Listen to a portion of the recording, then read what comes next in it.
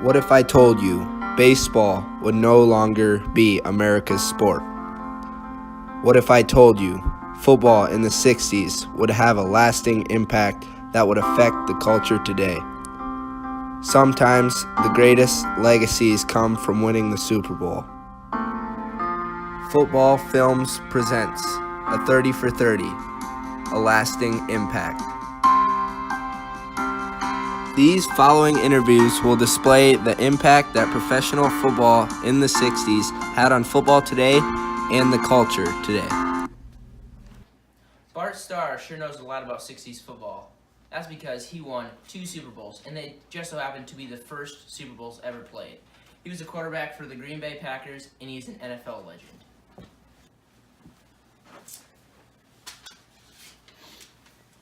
Hey, thanks for joining us, Bart. Just got a few quick questions about 60s football. See if you can answer them. Okay. First question I got here is, what was it like to play 60s football, and how does that compare to football of the present day that you watch on TV? Good question. It was very fun to play football in the 60s because the 60s football impacted football's future. And also, we were a very dominant team in the 1960s, winning the first 2 Super Bowls. So, Bart, can you kind of describe to me what it meant to you as a player and your team, kind of what it meant to you to play in that first Super Bowl? It was a great opportunity to play in the first Super Bowl with the Green Bay Packers. It's a great opportunity because now we will be remembered forever as the first Super Bowl champions and the first NFL dynasty. Okay, Bart, last question. From your viewpoint behind the helm of that first dynasty, how did you guys kind of impact football today? We impacted football today because in this time period is when football really started to take off. In the 1960s is when football overthrew baseball as the top sport in America. And I feel this is partially because of the great Packers dynasty. Thanks for the great interview, Bart. You're welcome. Go Pack, go. So for our next interview, we got the man the Super Bowl trophy is named after, Vince Lombardi. Thanks for having me. Yeah, thanks for coming in. So Vince, would you mind filling us in on some of your accomplishments as a coach for the Green Bay Packers? As head coach and general manager of the Green Bay Packers, I won 2 Super Bowls in 1967 and 68, and prior to that we won 3 world championships while I was coach there. So for you, how have you seen the game change over time since you were a coach to now? Well, when I was head coach, we did a lot of under center offense. It was a lot of running and just pound the ball down the field.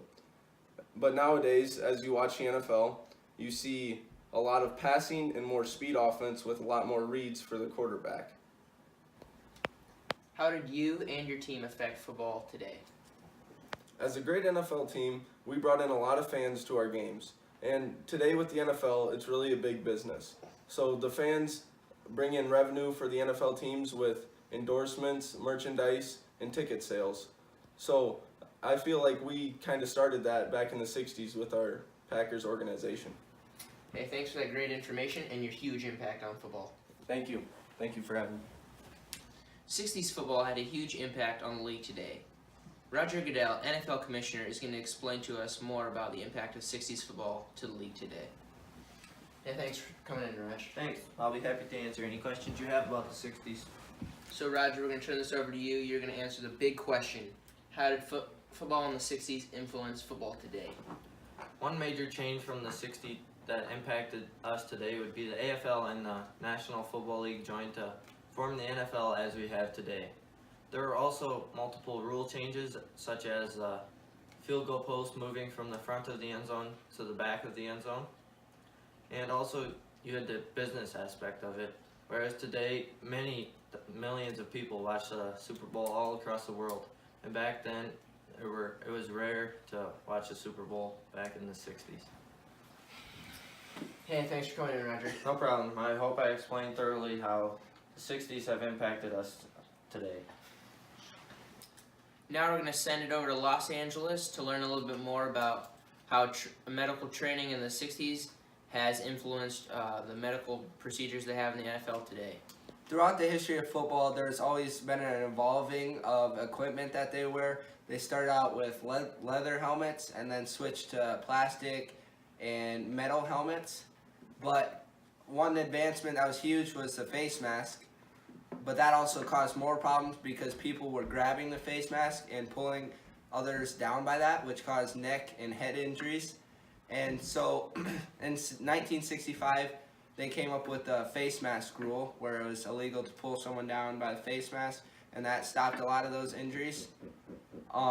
After that, you just see advancements in helmets where they can absorb the hit a lot better. They have a lot more padding inside than just these bubbles. It's a lot better for the safety of players' heads.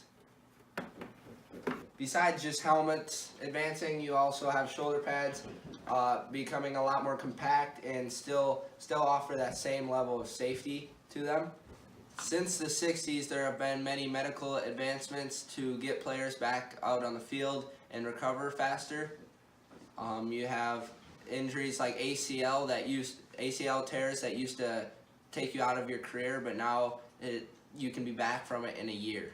Head injuries are a big scare nowadays, so they're doing whatever they can to improve the safety of the players. They have came up with new rules to help protect people's heads from getting hit by defenders. When the two leagues joined, there was a lot more effort into keeping the players safe as the NFL and as a business. So they put a lot of money into keeping the players safe in the 60s, so that improved and snowball effect to where we are now and keeping players safe. I hope I answered all your questions on the medical aspect of the 60s to now. This has been a 30 for 30, a lasting impact.